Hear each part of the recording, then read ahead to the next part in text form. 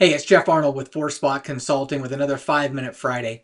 I wanted to talk to you about something today that I see across all different industries, all different departments. And it's basically when a team gets buried and the work piles up, right? Everybody's stretched thin, and the answer to solve that feels pretty obvious. We need another set of hands. So a job posting goes up for an admin or a coordinator or some sort of an ops position. Somebody basically just come in and handle that extra load. But honestly, a lot of the time that hire isn't really the answer. It's just a patch on the problem. Because here's what's actually going on. The team isn't drowning in valuable work. They're drowning in what I call digital manual labor.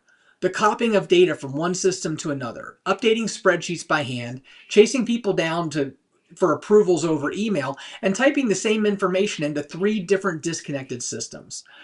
And it's all these little 2-minute tasks that don't seem like much on their own, but they pile up until eventually somebody's whole day is just gone. So what do? Well, you hire a new person to do all that low value work. But now you've got a new salary, benefits, a new seat to fill, more management on your plate, and you've basically taken all that manual labor and locked it in just as a permanent job instead of fixing it. So here's a better question to ask before you post that next role. Don't ask who can take this on.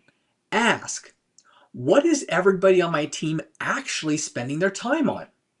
Really pull it apart. Look at the tasks across the whole team, not just the open seat you're looking to fill.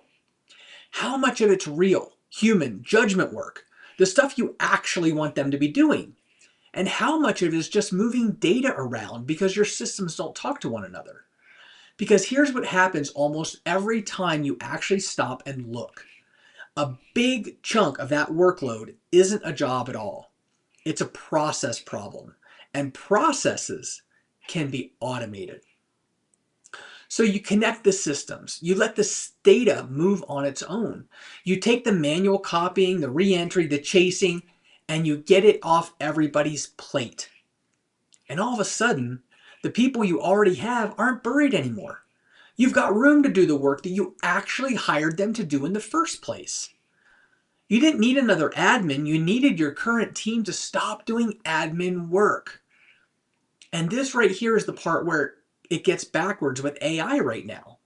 Everybody wants to bolt AI onto their team so they can move faster.